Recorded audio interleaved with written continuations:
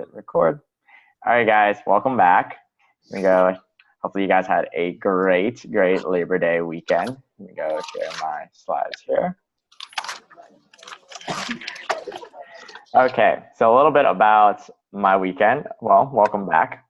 So this weekend, as I was saying, I was spending time with 10 of my friends, and one of them is not in this picture. But the cool thing is that they came down to LA. So I used to be in San Francisco for 2 years, and they came down for the weekend to spend time with me. So this is us escaping from an escape room, and then afterwards it's chocolate cake because it was 2 of their birthdays this weekend. So it was really cool to be able to celebrate that. And related to us is that the fact that which is funny is that had I not cased, 3 of these people would not be my friends today. And then these are 3 people I met because of casing. So think of it as when I started casing, I wouldn't have known them. There's a little inspiration for you to go, and then 2 years later, I would say that these are the people who, if they had a wedding halfway around the world, or they needed me to go do something for them halfway around the world, like watch their kids or whatever, I would go and do it. So just to say the power of what it means to do casing, besides, of course, getting a job offer. Hope you guys had also great weekends as well. By the way, there's only 4 of us right now, and Zay might be joining as well, or he might be in info session. So feel free to unmute yourselves and ask questions at any time as usual. So just wanted to, I said unmute, but okay, you can mute yourselves too, whichever way. So last week we talked about casing, and we talked about what a recruiter looks for or an interviewer looks for when it comes to casing. I walked you guys through an approach that I used when I was casing, as well as one that has worked pretty successfully with other people who are casing. And third, we talked about the differences between the case styles of the big 3 consulting firms. And hopefully you guys have watched the video, and if not, it's all there, and then we can talk about it as you guys go casing as well. But today, I wanted to focus on 3 things. First, I want to talk about the differences between the first round interviews as well as the second round interviews. Because interestingly enough, the first round interviews are not the same as the second round interviews, even within the same firm. So I'll give you a little context about why that is and how you should prepare for it and what does it mean for your chances between each of the rounds. Second, we'll talk about the fit interview, which is the portion of the interview where you're asked not the case, but about your own personality. And third, I'll talk to you about an approach I use to save a lot of time for my fit interviews, as well as ways for you to think about your own fit interview. Sounds good? Cool. So let's talk about first rounds versus second round interviews. So earlier during the first week, I talked to you guys about how in first rounds, there's a lot of analysts, consultants, as well as manager principals who will interview you. And in the second round, it shifts from just being the beginning consultants to people who have been there for a long time. So mainly managers, principals, and partners. So what this means is that in your first round, you'll usually have 2 to 3 cases between McKinsey, Bain, BCG, Oliver Wyman, and this is pretty standard process where a lot of it is geared towards the case itself. For example, imagine that you've been through the resume screen, but we still don't know out of the 30 to 40 people that we took the interview, do you actually have the ability to do the screen. So as a result, 2 things happen on your first round. One is that the index is looking towards your ability to do the job. So the cases tend to be more mathematical. The cases tend to be more focused on, can you do different aspects of the job? And the fit, if you're lucky, is about 10 to 15 minutes if they decide to do one. But the emphasis here on the first round is about the case itself. And the cases tend to be what we covered last week, which is the profitability, the non-financial diagnosis, as well as the dinner conversations, but more emphasis on the profitability as well as the non-financial. Because again, this is a time where you have analysts, consultants, manager, principals, who a lot of times are giving their first interviews for that round. And as a result, they usually have prepackaged cases. So what this means, of course, is the cases are a lot more straightforward, as well as the things they're looking for are exactly what we covered last week. Is when you start shifting to the second round where things are become a little different. So here, we already know that you can do the job, otherwise you wouldn't have passed the first round. So what ends up happening on the second round is you shift over from just having a case interview that covers profitability, that covers the basic frameworks, to one that tests your mind a lot bit more. So if anyone has ever been to a second round interview as a junior, you'll notice the shift in the different types of cases. So it shifts from like straightforward cases, like should a private equity firm acquire a target, to more of, you're a taxi driver, how would you maximize profits, or should you stay at the airport? Or crazier questions such as, the BART is going to be expanded next year? Should we expand the red line or the purple line? And it's just running through how you can think. So a lot of times, and I get this feedback a lot, is it feels as though the managers and the partners have made up the case on the spot. And I'll go ahead and tell you half the time that is very true. They walk in with a question, they get bored, and they will ask you a question. In fact, one of the partners in the main San Francisco office is a huge wine drinker. So he'll ask you a lot about wine. For example, he'll ask everything from, I'm thinking about buying this acre in Napa for a winery. Should I do it? To other things such as, how would you value wine? As in, he's not looking for you to be a wine connoisseur, but he's looking for you to be able to think positive. So the things that make you successful in round one don't necessarily go away. But these are the things I want you to be aware of as you shift to round two, is not only focusing on what makes you feel comfortable, the profitability and so forth, but also think about how you think as a question. So in a diagram, think about it as shifting away from the profitability. You'll still get those, but more about the holistic thinking on how did you diagnose a problem. So the frameworks that work in round one will still work in round two, but you need to be a little more cognizant. Again, last week I mentioned a story of my friend who was really good at the profitability, and she aced all her first rounds, and the second round didn't get a single profitability and kind of bombed all through the interviews. So something to keep in mind. And the large emphasis here is that on the second round, it's done either two ways. Either you'll have a majority of the partners and managers give you a case interview, and then one person will give you a fit interview completely. So you'll have 30 minutes to an hour of nothing but fit, or they'll decide to split it up 30 minutes, 30 minutes, 30 minutes. But the conclusion here is that a lot of the times it's going to shift towards the fit portion. So at this point, even if you prepare for the case, you prepared for the curveball type questions, but you haven't prepared for the fit, you might as well just say goodbye to your offer letter. So things to keep in mind. And of course, we'll be covering that today. But I want you guys to be cognizant of this, because a lot of people go into the second round thinking it's a repeat of the first round. If you go in that with that mentality, you will get shocked. So telling you this ahead of time will give you enough time to prep. But again, all that matters is get past the first round first before you start thinking about the second round. But be cognizant of this, because there's a lot of you guys who are seniors who did junior year. I'm pretty sure you guys noticed the difference between the first and second round. So here, this is me expelling why this happens. So as an analyst, I'm a little afraid to go off script the first time I interview, because it's the first time I'm giving a shot. But as a partner who runs the firm, if I want to talk about my wine collection, I will talk about my wine collection. So that is the major difference between the first and second round. Let me know if do you guys have any questions on that and why that happens. Awesome. So again, the emphasis is focus on the first round, but once you get past the first round, be ready for the shift. All right. Second topic I want to cover is the fit interview and why it's being used to evaluate and how you essentially get past it. So why this matters is, so these are quotes that I pulled from partners I've had a chance to talk to. The central line is that if you get to the second round, or even to the first round, most likely we think that you can do the job. The problem is, do you fit in with us?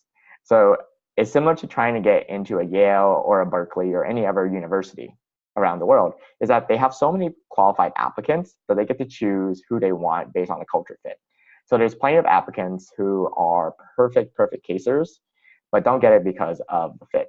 Last week I mentioned a friend of mine who probably did about 200 cases during my time, and she had a reputation in the class of 2015 as being the best caser in our class, but she just did not fit into any of the big three. She ended up getting an offer from multiple consulting firms, but the big three always gave her feedback. It was never her case. It was always about the fit. So the fit really does matter. And today I'm going to walk you guys through what that fit means, as well as how to prepare for that. So keep in mind that one of the errors people make is that they don't practice enough time on the fit. And if you don't practice on the fit, it's as if you are already missing out on 1/3 of what the exam is going to be about.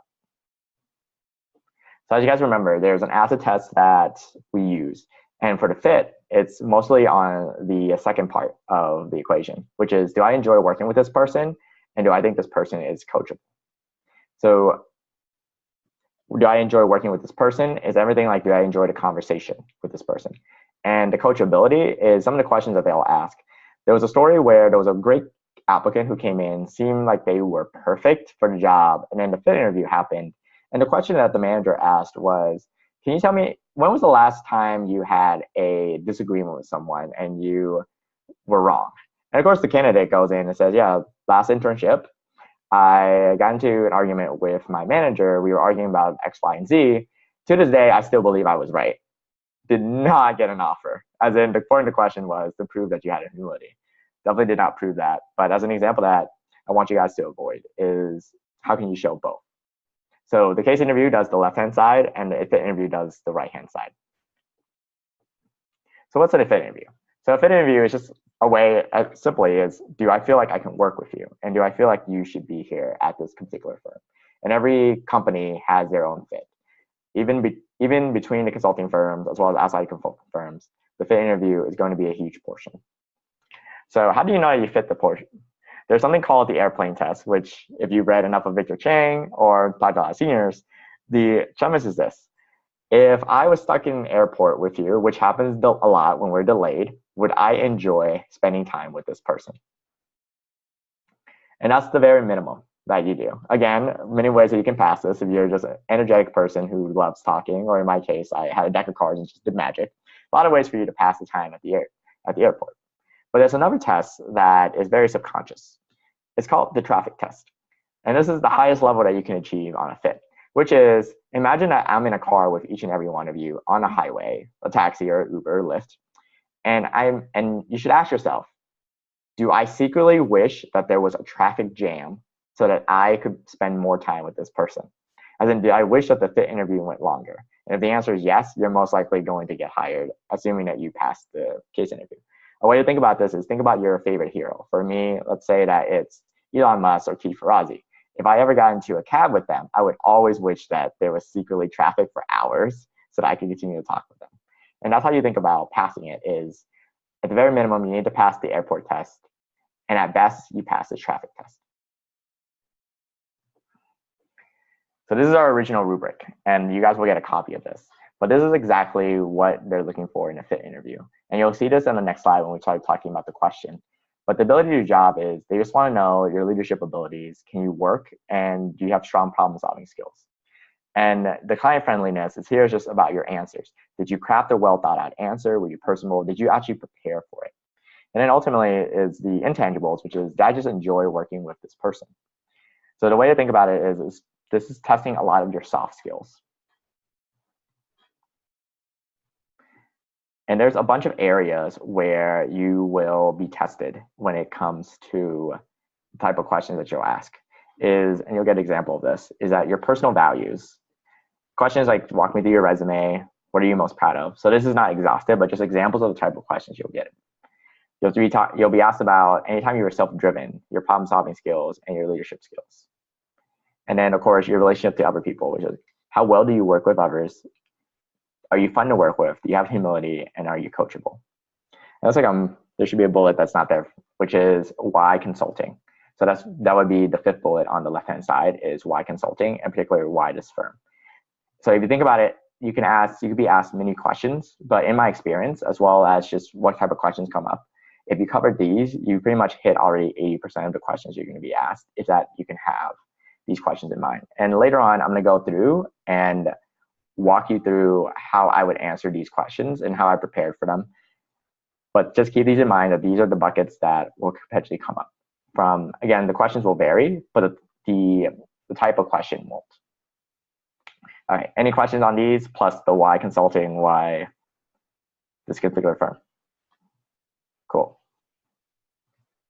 All right, so I'll go ahead and walk you through, and I found this super helpful was when I made it to, after I sent my resume, I spent a day just researching and talking to as many people as I could from McKinsey, BCG, and Bain to try to figure out how could try to psychologically game each of the fit interviews, or figure out which ones I could fit at. So I'll walk you guys through a summary of what I found, as well as what has come true through my experience working and having friends in each of these firms. Is that at McKinsey, what I found is that the questions tend to be more about your leadership skills, how self-driven you are, and how much energy can you bring to the table. And the reason why this matters is that if you remember about McKinsey, they have a global staffing model, which means that they're going to be staffing the best people for the best cases around the world. But also, if you think about internally how McKinsey's structure works, they're all up or out. But McKinsey has a very strict up or out. In fact, you can get promoted to manager a lot faster at McKinsey than you can at BCG or Bain. But what that really means is that the people who succeed will go up. So at McKinsey, and this is going a little more details, how you get staffed on a project is almost up to you. So you have a person who guides you, as in if you're on the beach and don't have a project for a long time, you'll get assigned on a project, but you never want that because it means that there's a project no one else wanted and you're stuck on it. So at McKinsey, how this works is that you'll form relationships with managers as well as partners from day one to get to your staffing. So if you have a great partner or a manager who loves you, you can continue to work with them throughout your whole career. Or if you form a bad relationship with a manager or partner, the word spreads to others and it makes it harder for you to get staffed. So what this means is that McKinsey wants people who are very self-driven as well as to show the leadership potential because they're almost looking for the cream of the crop. So a lot of the questions that I prepared always lean towards what are my leadership, can I show leadership potential? Can I show my self-drive? As in humility is still important, but if I had to err on one, I would be more willing to brag in a McKinsey interview than I would for other interviews. And this is keeping in mind of their up or out model. And there's nothing wrong with that. It's just being very cognizant of what it means to thrive in a McKinsey culture. So again, that's how they staff McKinsey and how this fluctuates. So it's more important for me for you to understand why this happens and how it happens than what you need to do to prepare. So next I'm going to talk about Bain and then we'll come back to BCG. So at Bain, the staffing model is actually different. So one, you already know it's a local staffing model. So people spend a lot of time in the Bay Area, in fact, or in your area, whichever it is. So for example, in San Francisco, on Fridays, we would have everyone in the office mostly. And as a result, for example, things like I ran a $32,000 budget when I was at Bain to host weekly events at Bain for us. And that's a way for us to do it. As a result, the things they look for is what they call a culture carrier, as in there's an annual award every year given to people who best represents Bain. And there's a term at Bain that's called an energy vampire. You do not want to be an energy vampire, but essentially it's someone who can give a lot. Oops, sorry. Let me turn off my phone real quick. Great. So, and that's the way I would think about Bain is it's a fun culture. So you want to talk about a lot of social dynamics as well as your entrepreneurial drive. So I'll talk about where the entrepreneurial drive comes from. And this comes from the fact that Bain is the smallest of the three. And what this means is that, to be frank, we lack a lot of resources that Bain or BCG and McKinsey has. For example, I'll talk to you about a case where we didn't want to pay money to get a team to analyze data, so we would have to get scrappy with it. So there was a case a couple of years ago, way back when, where we didn't want to purchase a set of data for market share of a particular brand of beer. So as a result, what the analyst or the associate consultant did was went to a bar on Friday and Saturday night, went out with her friends, and then at the end of the night, asked their trash bag to go to all the bottle caps they had, went home, and then just stacked all the different types of brands together. And that's how she figured out the local market share of the beers. Again, very scrappy, because at times, one of the hot topics at Bain is that we don't spend enough time on consulting support. As a result, a lot of the grunt work falls into the consultants as well as the associate consultants. That's why people are always looking at, can you be scrappy with how you do it? And can you figure out how to get a number that's hard to find in the simplest way? As a result, so the question is, if you can prove these things out, you're going to be a great fit for a Bain. And again, so you know that they're locally staffed, they're energy giver, and they're entrepreneurial drive. You might be wondering, why isn't leadership part of this? Well, leadership is important as well, but it's not as important because the self-driven leadership part, even though it's important across all three firms, if you think about Bain and how it's staffed, it's a little different from McKinsey. So the way that Bain happens is that on day one, when you come to Bain, you're assigned what is called your staffing manager, which is someone who puts you on projects. So what this means is that even if you're a rock star throughout your first case, doesn't necessarily mean that you will get the same manager on your second case, because there's an equal distribution. So at Bain, one of the things is it's very egalitarian. So if you have a bad first case, you can expect that over time it will center out. So if you worked, and this works, I had a friend who was working probably 2 or 3 80-hour cases back to back to back. And on the next case, he was giving a lot of beach time as well as a very chill case moving forward. And this is very fair because it's very egalitarian. There's one person who staffs everyone, so they remember who took the bullet. For example, let's imagine remember there was one case at Bain that no one wanted, and there was 8 of my friends up for grabs for that one case, and no one wanted. Everyone was coming up with excuses like, oh yeah, my cousin's cousin works at this company. I don't want to meet them, or things like that, right? And no one wanted to come out, but one person had to go take it. So he did. And on the next case, even though it's a very bad case, got burned very hard. The next case, he got the best case that was up for availability, or what he thought was the best case. So it's very fair how staffing is done at Bain. So the disadvantages is that, unlike McKinsey, where you can just continue to follow a partner or manager, at Bain, it's almost like a black box where you're not guaranteed. There's so many moving variables. So that's something to keep in mind there. So as a result, these are the reasons of being an energy giver, as well as culture carrier, just having this entrepreneurial drive matters. And at BCG, it's almost a mixture in area of between the two. That's why I saved it for last. Is we get this, you guys already know the stereotype for BCG, which is the nerdy bunch, the academic bunch. But if you actually have a conversation with them, they're a really fun bunch. As in, a lot of times it's very family centric, as I mentioned. And as a result, the things that they're looking for is, of course, community, can you bond with others, but also your intellectual curiosity, creativity, and just something called intellectual honesty. So intellectual honesty is essentially, when data changes, do you change your mind? So these are the things that, when I look at my friends at BCG, as well as the type of questions I was asked during my BCG, it very poignantly geared towards, how do I think? What do I do? And am I someone who is going to push the envelope when it comes to new thinking? So they also emphasize everything else we mentioned. But for my BCG stories, I always talked about difficult challenges I had, even if they were not really leadership oriented. I would talk about the times where I changed my mind. I would talk about how I was able to convince other people. I would talk about how I was able to come up with new frameworks for a problem. So these are how I would think about the different firms. So again, it doesn't mean that you have to have different sets of stories for all of them, but just being aware of how you frame the story. And this will give you a slight edge on each one, but ultimately it comes at the core of the stories. Cool. So let me know, do you guys have any questions on the differences between the three firms? Oh, great. And just for an FYI, these are just the three firms, the big three. But of course, all the other firms do the same kind of diligence on them and trying to figure out what are the things that they care about.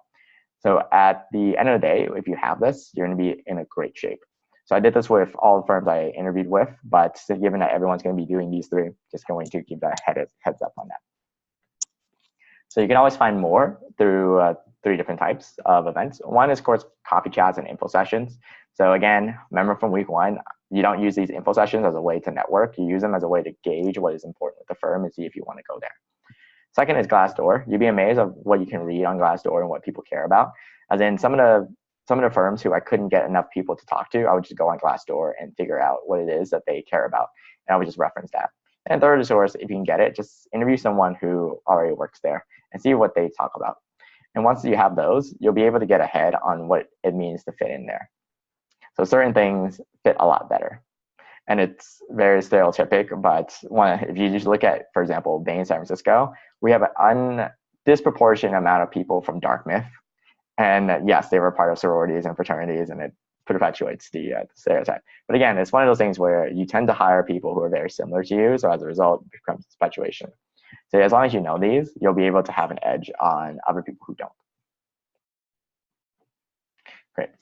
So next, I'd love to talk about the topic of how I recommend preparing for fit interviews. So there's three parts in a fit interview. There's the content, which is what you say. There's the body language, how you feel and how you make the other person feel. And the third is the delivery, is like, how do you say it? So we're going to tackle each of these. And as you have questions, do let me know. So let's start with the content. So the secret to great answers. So one thing about the fit interview is either going to take you a really long time or it's going to take you a short time. What I found was that there was something that I could do that would shorten it. Is I would tell stories that demonstrate qualities and just leave the interviewer remembering who I was. So one of the feedbacks I got from my interviews is that people always remembered my stories, as in even years later when they remember, it's like, oh, I remember when you told me that story in the interview. This happened in my college interviews as well as my consulting interviews. But as a public speaker, one of the things you learn is people don't remember what you say, but they remember how you make you feel. And stories are a great way to do that. So every time I have a point, I always try to tell a story. And I'm going to tell you guys how to craft a story that's memorable. But just remember that stories beats all. So there's a method I use, which is called STARE. So what this means is, and I'll walk you guys through this, is how I think about a story. So a little background is one of the competitions in public speaking is known as extemporaneous speaking. So you're given a random topic and you're asked to give a speech anywhere from a 2-minute speech down to a 30-minute speech based on a random topic. So being someone who loved public speaking in high school, I developed a method for how I would always get a good question. In fact, sometimes, or when I get a question, I would give a good answer. And sometimes the answer would redirect the question, but the point was that no matter how long the speech I needed to give, even if it was a 30-minute speech, I always had a format. And one of the formats I used that's very familiar in interviewing is I call it STARE. So we'll walk through all of this, but essentially what it is I start with the situation. I give what's the timing and the context for the story I'm going to give. Second is what's the tension or conflict that is going to happen. The A is the action, like what's the action that I take to resolve this conflict, and R is the results. And then E is ultimately what did the effects have on me long term. So when you get to this a little bit more, and then the reason why the E is in parentheses that depends on the situation. I don't always use it. But we'll walk through an example of all this. But I found this is an easy way to craft a story. And in case you're ever curious about the background of this is essentially modeled after my favorite types of movies growing up, which are Pixar movies and Disney movies. So if you really look at a Disney or a Pixar movie, you'll notice that it essentially follows this. As in, you have a little 30-minute movie of the situation, and then a little tension builds, and then the main hero takes an action, there's a result that resolves from it, and then there's something that they learn and brings them together. So that's essentially what I've done, is taking that and applied it to public speaking and into interviewing. Any questions on STARE? Okay. So I'll use an example here. So the example I'm going to use is on personal values. So this is something that is a very common question, especially on round one, when people ask you, walk me through your resume, or what are you most proud of? Those are the type of questions that talk about what are the things that you care about. And let's take an example that I'm going to be doing it for Bain. And for Bain, what's important is entrepreneurial drive. So I talk about grit. So what I do is I start making a list of all the questions or all the answers I could potentially give. So this is before the interview. So I'll just sit down and for 5 minutes, I'll brainstorm what type of stories I could tell. I could talk about losing my first college election for a club, but eventually becoming a president of that club years later. I talk about getting rejected by 200 scholarships in college or in high school. I talk about learning about magic while others were ahead of me. So little things like that. And I always just brainstorm different stories that demonstrate the answers to the question. So I'll start with the question and then a high level answer I want people to know, and then try to fit a story into it. And once you have a lot of these, don't be afraid. You don't have to write anything out. I usually just go through and try to do STARE for all of them. But let's take one of them. So the one I ended up using was getting rejected by 200 scholarships, but still applying. Great.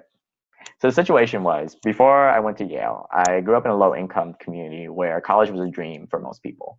It was a place where the value of education was often forgotten. And at one point, my public school system was called the worst school district in the US. So I gave you a context of this happened before college and what was going on in my situation.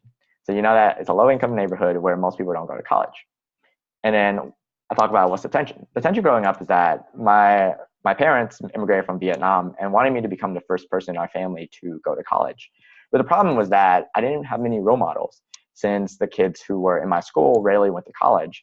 And the teachers and counselors they were so busy trying to stop fights and dropping out, or people from going to jail, that they didn't have time to invest in all the students. But I knew I wanted to go to the best university I could and to graduate debt free. So here I communicate the tension, which is, this is what I want. This is what's keeping me from doing it. So you can do this from any story. It doesn't have to be about this one, but pretty much any time there's tension, you can bring in the conflict. Like, what do you want? What's keeping you from getting it? And I'll talk about the action, which is what I eventually ended up doing. So I'll talk about funding my way to college, because I didn't understand financial aid, how FAFSA or everything worked. I knew that I needed to get scholarships. So I decided to make a list of 200 scholarships my sophomore year of high school. I just started applying to every single one I could find.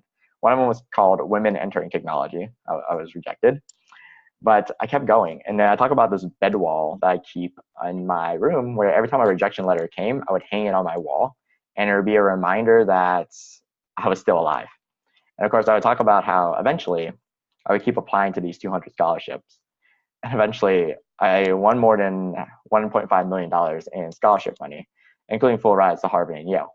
And of course, that's walking them through the story of this conflict, what it shows, and then ultimately, if possible at any time, I would like to include what's called the effect. So not only did the results stay for that one time, but I talk about how it affected me moving forward. So I talked about this is my proudest achievement, accomplishment. It wasn't about getting to Yale, but it's about teaching me the value of perseverance. I talk about, so even into today, I'm proud to say that I might not be the smartest person in the room, but you're going to be hard pressed to find someone who works harder than me to try to get to the answer. So those are pretty much how I frame all of my questions, is using this method. And again, it takes iteration, but the first time I do it, it's usually really long, the answer, but over time I start cutting it down until it becomes anywhere between, let's say, a 45-second to a minute and a half answer. So that way it's the right pacing, people can still ask more questions, but it's enough impact to land. Great. Any questions on STARE or the example I used? Great. Well, man, you guys are quite much. I'm not sure what that means, but all right. So a way for you to think about it is when you have a partner who is going to interview you for the fit, at the end of every answer, I always like to ask these 4 questions. And hopefully they're honest with you about it. First is that, what could I have taken away from my story that would have made my answer more concise? Again, I could have given the same answer in an hour. In fact, there's an hour speech I do with that. But when a minute and a half, you can still do the same thing. And of course, in the back of my mind, whatever they suggest, I always think, what points can I cut out? So in the beginning, you'll find that you tend to ramble on, but over time, you'll start to condense it. So I actually don't script everything word for word. I just have bullets, very similar to what I did in the previous slides. As long as you remember the bullets and the points and follow the STARE method, you'll be able to remember what the points are. And second is that, what did you learn about me during that story? Ultimately, hopefully they remembered grit or whatever the point I was trying to prove. Because if something else came up as a result of it, I have to go back and reconsider, do I want to use this story? And I'll share a story later of how this actually matters. And sometimes the point you want to make doesn't land, and then something else lands, and either it's a great thing or it's a terrible thing and you want to take it away. And third is that, which parts felt boring or generic? As in, what parts do you feel like, the question is, do you feel as though this story is unique, or do you feel like any single person with any background could have told this story? So I like to call this the hand test, which is, if I wrote my story into an essay and then I wrote my name on it and I covered my hand on where I put my name, can people still identify it's me, or could it have been any single person who told this story? And if the answer is any single person, I don't stand out during the fit interview. So I want to be able to figure out a way to craft a story that might not be the #1 unique, but it shouldn't be something that everyone can say. So even if you're in a consulting club, figuring out what makes you unique within that example. And then the fourth one is, did my answer wow you? So again, remember that I come up with a lot of these stories I could potentially tell, and I usually go with the best one. The one that people are like, wow, I didn't know that about you, or that's really impressive. And of course, it takes time and effort, but with enough dedication towards it, you'll be able to figure out which stories resonate the most. And these are the 4 questions I like to ask every time I do an answer to a fit interview while I'm practicing. And in terms of numbers of practices, I probably devoted 1 day out of the week for 4 weeks. So you can say 2 hours, about 8 hours, a little more actually towards the end of it when I did first rounds. So let's say before first round, I did about 8 hours. And then for second round, about 16 hours to prepare for the fit, because the fit becomes more important in the second round. But by starting this, you'll be able to have a process to engage yourself. Any questions on why I ask myself these questions after every single practice and every single answer? Cool. And of course, these are, again, the type of questions you'll be asked. And one of the things I like to do is have 2 to 3 stories for each trait type. 2 at minimum. The reason being is that this is more important in your second round than your first round. But in your second round, when you have 3 to 5 partners asking you, they're most likely going to ask you the same type of questions. So one of my favorite moments was when I was at a final round interview for McKinsey. I had 2 out of 5 partners who interviewed me ask me the same question, except for each one I gave a different response. I think they were planned on purpose, where they would go back and start talking. And what I ended up finding out later is that because I gave 2 different answers, the second interview, the woman asked the guy, like, really? Wait, are we talking about the same day? I was like, he told me this completely different story. So essentially, after the final round, I had more discussion time on me based on this question. And then when it came time for her to send it, it's like, oh, you didn't tell me about that story. I was like, well, that was on purpose. So you guys could talk to me more about me. So I always think about 2 or 3 different stories so that when my interviewers start asking me, even on the off chance that they ask me the same question, I can give 2 unique questions that answer it from different angles. But at the end of the day, they'll know more about me than if they just had one story to be based off of. 3's a little obsessive. I'm a little obsessive with things, but even 2 will do for each of these types of questions. And when you practice and start storyboarding each of the stories in the stare, you'll find that you have so many examples. So just pick the best 2 or 3 for each one, and then make sure that they represent you. And sooner or later, you'll come up with many questions and many stories to come. All right, questions? Cool. All right, so how do you come up with stories? So background about me, as you guys already know, is I love public speaking. I've loved it since high school. And in public speaking, you have to give a speech every single week. So pretty much it gets boring when you come up with the same different stories. But through public speaking, Toastmasters, for example, I've been able to come up with different exercises to be able to come up with different stories. You guys probably have stories already in mind, but in case you wanted more stories, I'll walk you guys through 2 methods I like to do when I'm preparing, for example, the World Championship of Public Speaking, which requires different stories throughout the different stages. So the first one is what I call a story bank. So you start with a prompt. These are 3 of my favorite prompts. So my life was made better when I, the moral of the story is, and then if I died, I would want my biography to include when I, and then I would put a restriction. So a research done a couple of years ago found that it's funny, but when you ask people about a certain constraint, they tend to go blank.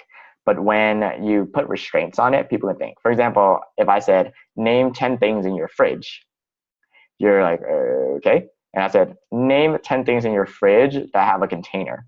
Now, automatically, you're thinking of certain things that more than when you had a blank slate. So it's really counterintuitive. But when you put restraints on it, you're able to come up with more ideas. So what I like to do is I think about the prompt, which like my life was made better when I, and then I'll usually put a time or what's called an A to Z. So a time would be, so 2007 was when I was a freshman in high school. And I would put in, when I was a freshman in high school, my life was way better when the answer now I think about it is joining a engineering club. And I would talk about why that is. And I do this for all the years up until 2014 when I interviewed, and it came a bunch of ideas. So I do this for all the prompts, and this generates a bunch of questions. So this are stories. So this is before I do stare, but just generates a lot of material for me to work with. And then a fun exercise that I actually learned from a former quarterfinalist from the World Championship of Public Speaking is he likes to do this thing called A to Z. So he'll ask the same prompts, but then the answer has to start with A to Z, which is even more restricting, and he'll do this for all the answers. But he'll get more stories to start with. If you're extreme, you can do that. I personally like the timeline, but A to Z I found has also worked as well as a restriction. Any questions on the story bank technique? All right, cool. The second one is called what are called table topics. So table topics are think about things that you would talk about at dinner, and there's a bunch of these online where they'll just generate random questions, and you just answer the first one that comes to your mind. For example, what was the hardest problem you had to solve? And I do these a bunch of times until I come up with a bunch of stories. And then some of them range. So a little aside on the World Championship of Public Speaking is one of the questions I got this year for one of my speeches was, how does a potato feel? And obviously, you think of the first one, and you're on stage, and you start talking about it. But the story I came up with, there was a better one I could have told. And when I walked up stage, even though I ended up winning that night, I thought there's another story I could have told better. But it generates ideas. It already planted the seeds. So these table topics are quite helpful to be able to generate ideas. And you can find them all the way online. You can type them table topics. There's official cards on Amazon if you need to generate more stories. But at this point, between the 2 exercises, you'll have more than enough stories to be able to tell. In fact, you can even take your resume and go through the different bullets, and those would be enough stories on it as well. So coming up with stories shouldn't be a problem. Cool. So you guys met Tony, and Tony was a friend who visited me over this week, and he's also the one who is dating, and hopefully soon will be engaged to be a friend of mine when we were casing. So Tony, as I told you guys on week 1, he was a science major, very, very humble guy, had almost a 4.0 at Yale, and just was just super everything. But the one thing that he lacked was he wasn't very confident in his public speaking skills.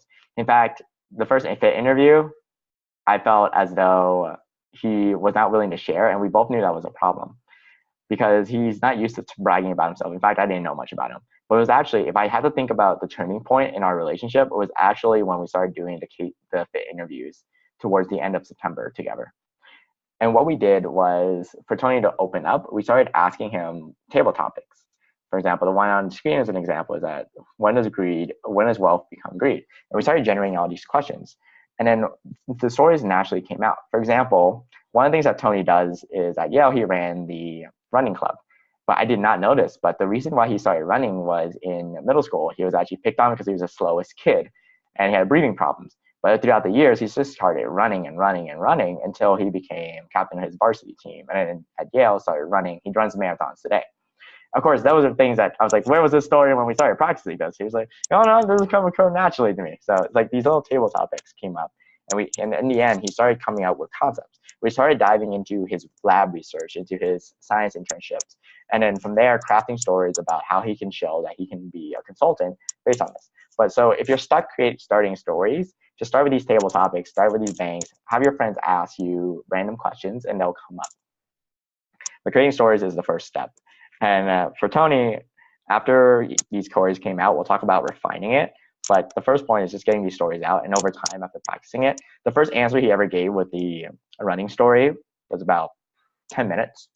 And then by the end, his interview was about 2 minutes. So imagine there's a lot of revisions that went on and we changed it a lot.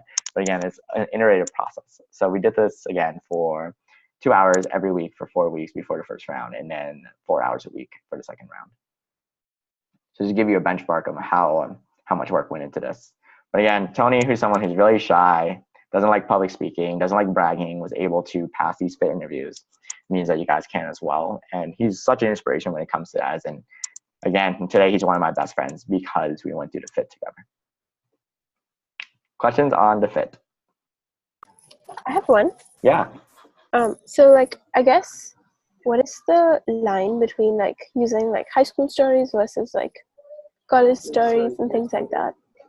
Good question. So if you remember that my story that I used actually was a high school story.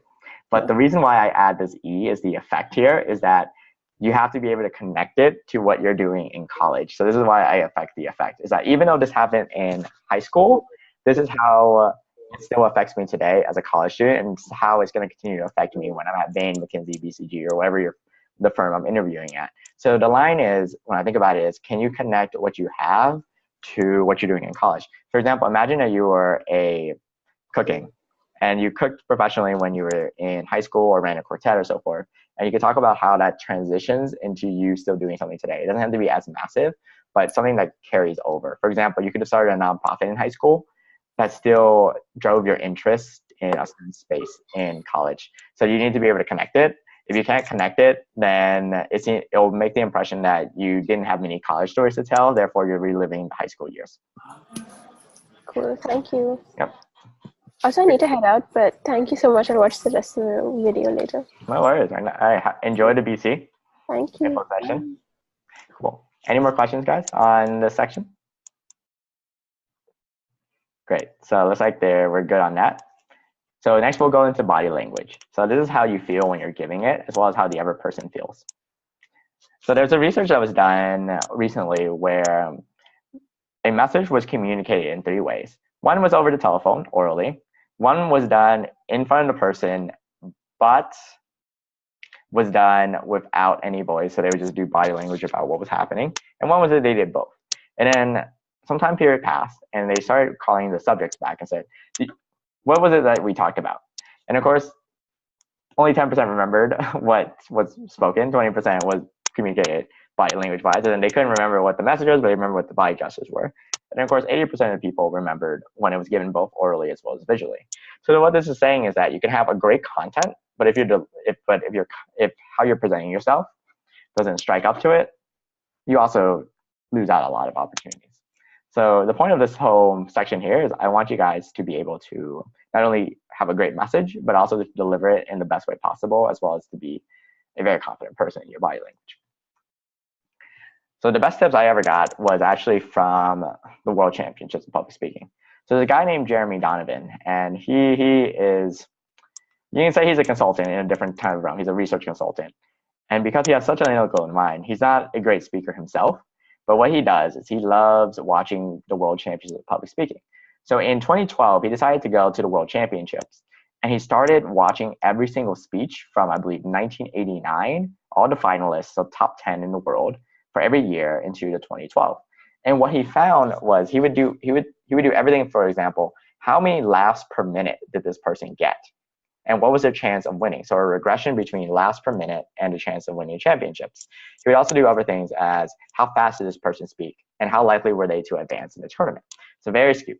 But the most important factor for today is that one of the things he measured was he could predict with accuracy who would advance through the different rounds based on how their body language before they even spoke. There were certain people, and if you ever get a chance to watch some of the world champions, watch second place and third place and then watch the champion and watch how they came out. And he said that first place, 90% of the time, came out as the most confident person, as if they already knew they were going to win. And so he said a lot of the impressions that you make are within the first 7 seconds. In fact, if you look at the judges, they already made an impression on it. Even if the speakers didn't have the best content, just the fact that they were more confident meant that they had a higher chance of winning. So again, this is the same thing that applies to your fit interview and even your case interview is being sure that you're confident as well as you're ready to do this. And later on, I'll talk about how you do that. But just a tip about how important it is to have a strong body language when you're doing this. And the story again is back to Tony. So Tony, when he was interviewing, his body language is very, very small, as in he's a big guy, but very small and very held together. And one of the things we had to break out was to make him feel a little more confident. So I shared with Tony many things, but one of the stories I shared was about George Clooney. So the cool thing about George Clooney is that when he first started acting, he was not very good at getting auditions. So in one of his interviews, he would talk about how when he went for an interview, he would always talk about how he was trying not to mess up. And he was trying to impress the other person to get the director to like him. But then after getting rejected about like 60 times his first year, he decided to switch his mentality. And he said, I'm going to switch this around actually. He said, you know what? I think I shouldn't be more desperate to get the role than the director is to hire me. Because if you think about it from an interviewer's point of view, they want you to succeed because the sooner that they can fill their class and have a great time with you, the better the experience for you and for them and for the company. So what the George Clooney mindset is that it's switching it. Instead of thinking about going in and saying, how do I not mess up? It's thinking about how can I be the person that they want to hire? So there's a different mentality. So if you ever played a game or you gave a speech, oftentimes you're trying to impress this person by not failing versus going in and trying to wow them. So two very different mindsets here. One is you're going in trying not to lose, while the other one is you're going in to win because you know that winning is the ultimate goal. And of course, weirdly enough, is that when you go in and you're already in your mind trying to not do certain things, you're more likely to do them and you're more prone. Versus if you go in there and saying, I'm the right fit, I'm just going to display why I'm the right fit, same way. So same way with the world champions is the people who go in to the final rounds or any round and they're trying to not mess up are more likely to mess up. But the people who go in there and saying, I have a message to share, they're more likely to win. So that's the same thing I want to apply to you is if you ever feel nervous or you feel like your body is just tensed up, remember that the people want you to succeed. And if you remember this, you're going to feel a lot more confident going in. Every interviewer, when we sit through an hour of interview, wants you to be a good candidate. Otherwise, I'm going to have a very boring hour. So remember this every time you feel as though your body language is fading, is just think about the other person who wants you to succeed. Any questions? No questions on body language. Okay. I'm assuming you guys have perfect body language. At some point, we'll do like a 10-minute interview on each of our cases. All right. The last part is the delivery, is how you say it. So now you've written the content. You go in, you You have a positive body language, but how do you actually deliver the message very clearly in a way that people want to hear? I want you guys to remember this, that people don't remember what you say, but they'll never forget how you made them feel. Again, this is why I want you guys to tell stories, is that if you think about your favorite movies, you might not remember every single dialogue, but you remember how the movie made you feel. Or if you think about all the conversations you had with your friends, the close ones, you might not remember the word for word what you said, but you'll never forget how it made you feel in that moment. And that's the same way when you're with an interview, is people will forget the exact words, but they'll never forget the feeling and the emotions that they felt. So as a result, practice the key points, but you don't memorize it word for word. And then all my scripts, even my World Championship speeches, I never recite them. I just do the key points, and then everything else comes very naturally. So just remember this. A lot of people like to script it, and it just comes out very robotic. So Tony was the same way, is that at some point, Tony started writing down every single word out of his answers. And of course, what would happen is if he messed up on it, he would have to go back and try to think about where he picked up. And this seems very unnatural. So the advice that Tony eventually took and then eventually came to resolve is that every time you give an answer to a question, you have a chance to change someone's life. So the stories that you came up were very impactful, very powerful. Think about this. I always imagine that the person on the other side of the interviewer is a listener who is facing a problem with whatever question they're asking. For example, about they're trying to improve their leadership skills, just imagine. And I think my answer about leadership is going to change how they lead other people. And this just frees up the nervousness as well as makes me sound a lot more confident in my delivery.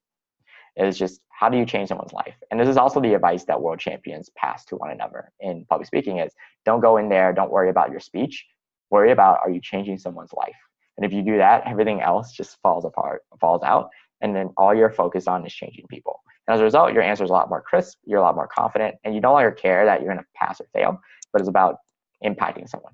And of course, this worked well with Tony, got multiple offers, and as a result, he showed a lot of progress during the 2 months we worked together, as well as he gave me a lot of great advice as well when I was doing the fit interview. So all this, I'm using his story is to inspire you to think about how, even if today you don't feel like your stories are strong, or you don't feel as though you're confident, or you feel as though you're nervous, with due time and practice and the right mentality and right mindset, most importantly, you're going to ace it. So tricks to help you. So the best way to think about this is, I always think about, imagine you're in a room, you're just talking to friends, and then a little kid walks in. How do you react? As in, you're probably smiling, leaning in, and then you're a lot more elevated, a lot more energetic.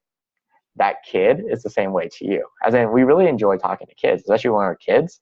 It's as if, again, kids aren't there because they think they're going to fail. They're there because they want to be there and they want to bring enjoyment.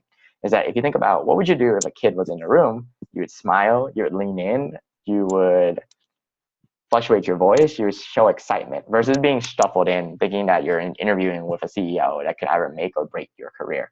It's a very different mindset there. And that's how I always go in, is that I always go in thinking we're going to have a conversation as if we were two kids. And then it'll be so concise and everything. But the fact that you have this mentality that I'm going to be more engrossed, I'm going to be more energetic, helps the process.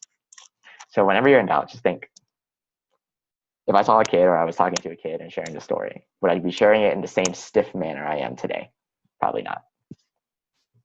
And then, of course, what do you do when the interviewer is just not into you and they're just dozing off?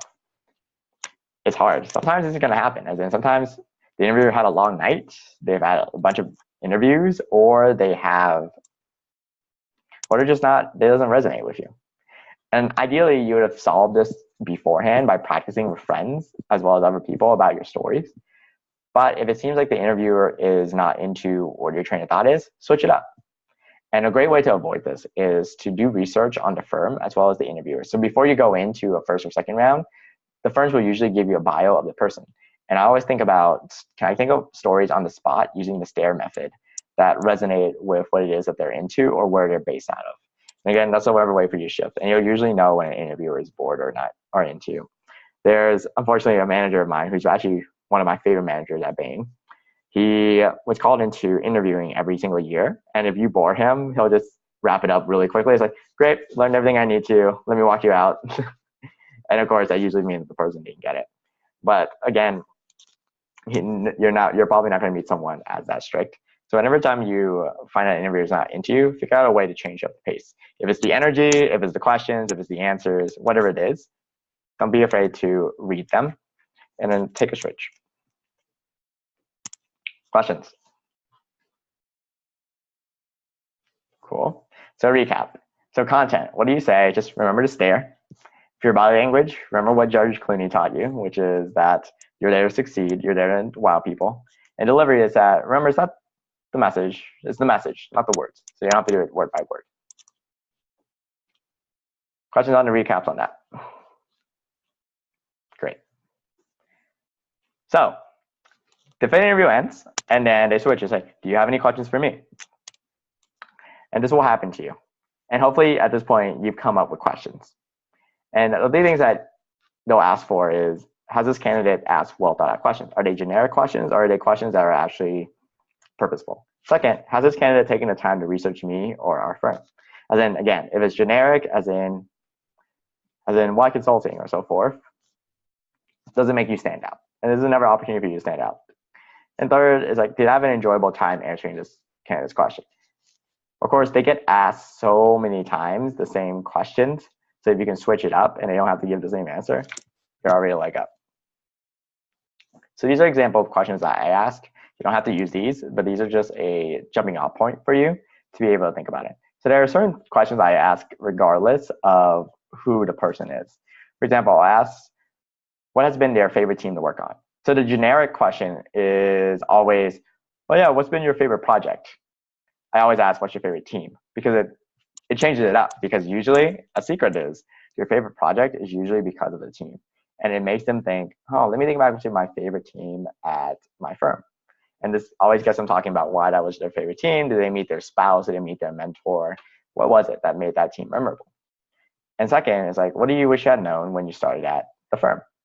Then this they'll resonate and they're like, yeah, I wish it was. And then they're pretty open about the things they wish they knew. And third is what's the most challenging project, case, or engagement that they've worked on? They love sharing about this. And those are questions I tend to ask for every single firm. And then within the different firms, I'll ask certain types of questions as well. So I already mentioned this. For McKinsey, for example, I'll ask about the global staffing models and the pros and cons of it.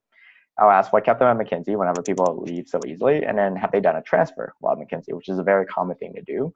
And so they always come up with questions about how they stayed in Johannesburg or Israel or whatever it is that they stayed. And then this brings up the question of how they're able to talk more about themselves. So the point of the question is I want them to talk more about themselves to make them feel good. The Bain questions is, of course, my favorite is, what's your favorite example of Bain never lets a member Bain fail? There's always a story with that. Second is, what is your favorite Bain training? So one thing you'll learn when you start working at Bain is that Bain is centered around the global training. And those are probably one of the your favorite moments there is when you get to train globally with people in Cape Cod, in Phuket, Lisbon, wherever it is, Miami Beach, wherever it is, the training, you're always going to remember those moments. And then people will have their favorite training. And usually if they stayed at Bain, they've been through enough trainings.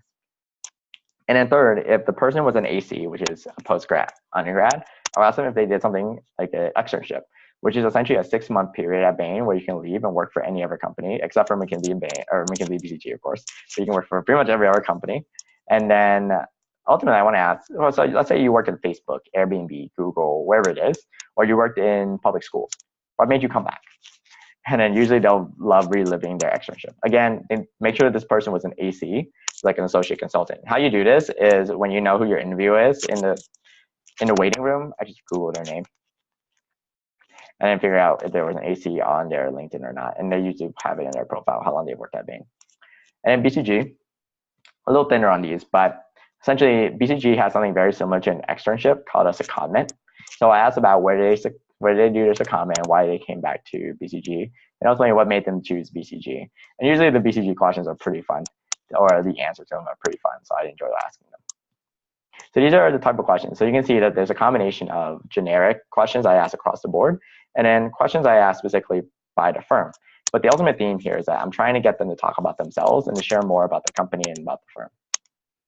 So nothing like, what is the compensation? Or how do you feel about work-life balance? None of the generic stuff that other people ask, but very targeted questions. All right. Any thoughts on this, guys? Davis, you mentioned one of our first modules that you didn't pass the BCG fit or something. I did not. Could you share your experience? Yeah, of course, of course. Would you like my experience with BCG or with all of them? All of them is good too. All right, I'll share my experience with all of them. So let's talk about all three of them. So we'll start with BCG since I definitely did not pass the fit.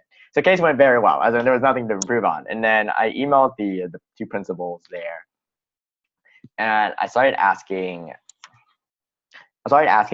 what was it about fit, and they're like, yeah, to be honest, you seem like someone who loves to be on your own and do little fun things there, and not very not as family community oriented.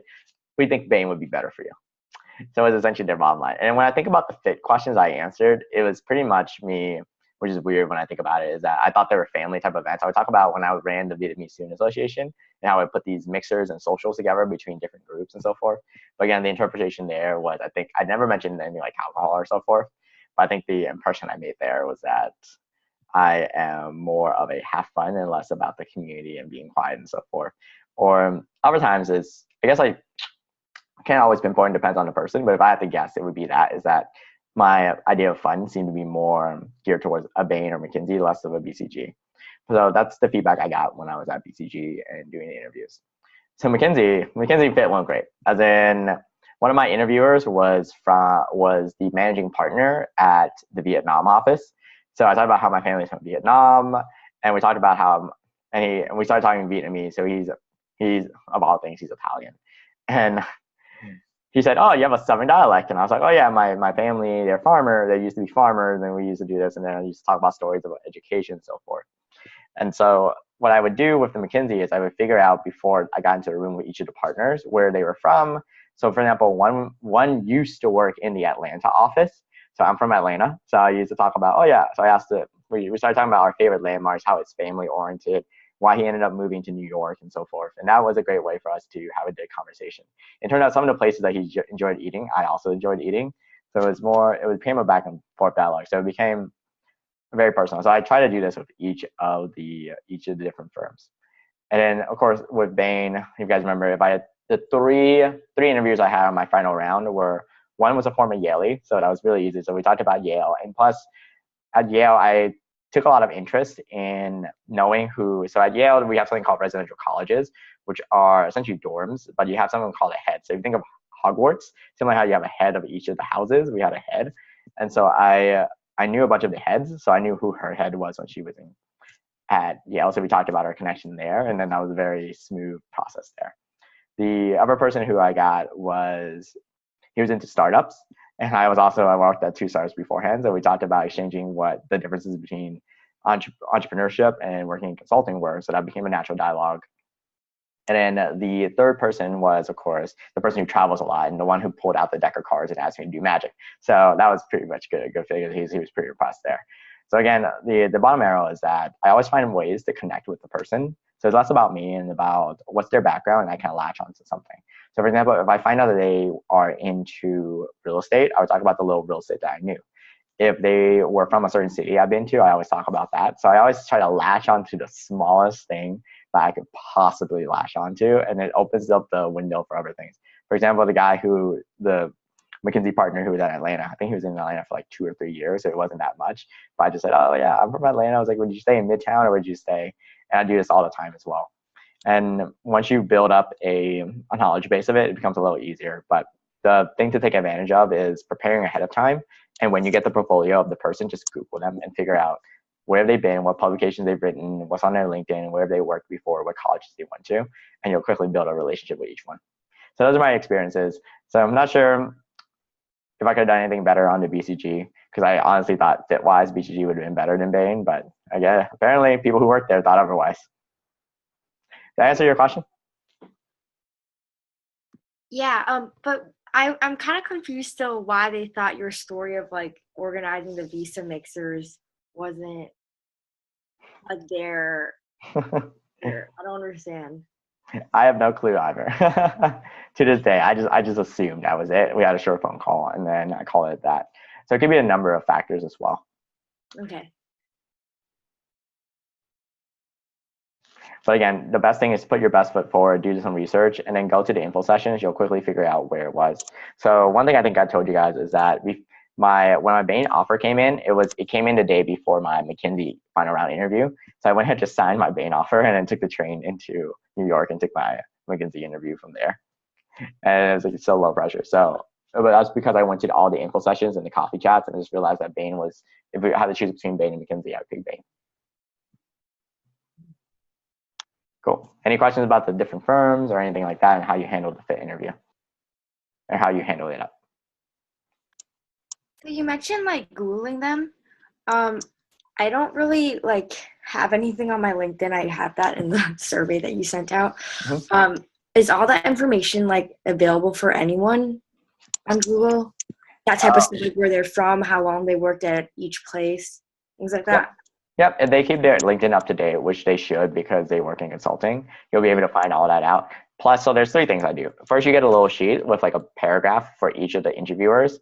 I just go ahead and just Google them while I'm in the weight room. Mm-hmm. And I just go ahead and figure out where they're from, what college they went to, and so forth. And then I'll go and just talk about that. And then a cool thing you can do is if you find out they went to a college that you don't know anything about, I always Google insider terms from whatever college. As in, I remember the first week, I was like, what's the cool thing that you can do and talk about that school? And then, of course, one of my mentors I met because he went to Berry College. Berry College, I didn't know much about it, but I just ended up going to their website. And it's like, there's something called Marfa Palooza, which is when the alumni come back.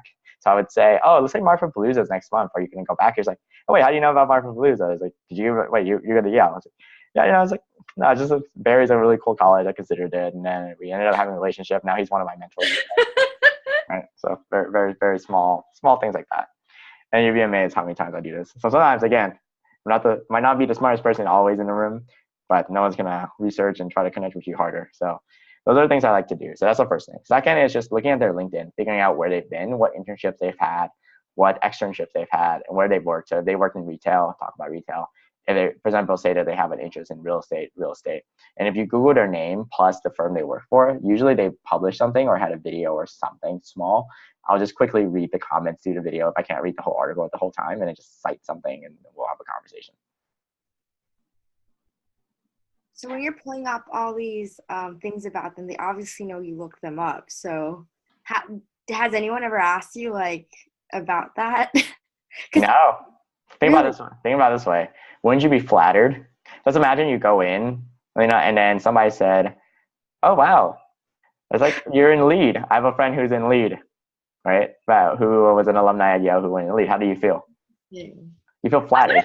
How do you know? That would be my first question. But when you feel like pretty happy, like you smile, like whoa, that's a pretty cool fact. Yeah. And then people are pretty flattered. As in, obviously, I'm not stalking them or anything like that. It's just 5 minutes or 10 minutes of Googling it. And taken to an extreme, when I was in San Francisco, my rent was $1,000 a month, which is absurd in San Francisco. But I thought it was a scam, so I did all this background research on my landlord because I thought it was a scam. So I knew everything from her social security number. I knew what company she's owned. I knew her children's names, what companies they own, who they married to. Again, you can take this to an extreme, but on this one, you're not going to need it. You just need 5 to 10 minutes to go and talk about who they are and something interesting about them. And usually, when you Google their name, it will also tell you what industries they work in. And I usually ask, especially if I don't know about the industry, I would ask, what drew you to industrial goods and whatever it is, and they usually talk about it. It means I've done some research on them versus just generically coming in with random questions. Cool. Any questions on that, guys, and how you do that? No, thank you, Davis. Sorry, I'm a little under the weather, so I've been unusually quiet this time. No worries. Well, sorry to hear that, but okay, as a recap, so today you learned about the differences between the first and the second round. We discussed about how you evaluate a candidate and what the firm's looking for, and then you watched the approach I used to prepare for my fit interviews. So there's something I want you guys to use as well and start practicing. Again, it takes iterations, but it's a good starting point for you guys. So next week we'll have bonus, which is actually I'm gonna send out a survey. And we're going to cover a bunch of topics related to consulting or career as a whole that aren't necessarily related into the casing or the fit or the resume or the cover letter. So there'll be a survey sent out as usual. put out any question that you feel hasn't been answered, and we'll dedicate some time towards. For example, next week, one of the things I do want to talk about is how do you follow up after a fit interview to get feedback. If you don't get a job offer, how do you handle that? And of course, I'll also talk about the ideal spot for interview times. There are statistically better slots for interviewing than others. And those are some of the things I'll be talking about in the bonus where it doesn't perfectly fit anywhere else. But I would love to have any questions you guys have as well, because since it's our last time, well, our last time as a group, I'll still keep up with you guys one-on-one. I want to make sure we cover everything that would be important to cover. Cool. So its next steps are go ahead and review the info today and start practicing your fit interview. Case should come first, but make time to do some fit. Fill out the post module 3 and then schedule your next one-on-one call. So everyone has scheduled it for this weekend. So yay. And then go ahead and just take some time for next weekend if you guys already know what your schedule is. Otherwise, I'm excited to see you guys next Thursday for our final of 4 sessions. Can't believe it's been, wow, 4 weeks. Wow, it's fast. So other than that, I'm excited to talk to you guys one-on-one and answer any questions you have. But in the meantime, any questions for tonight?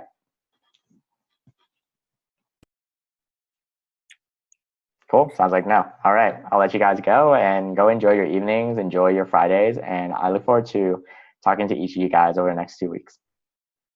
Thank you, Davis. Thanks, Davis. See you guys. Good night. Bye. Yeah, awesome. See you later. Yeah.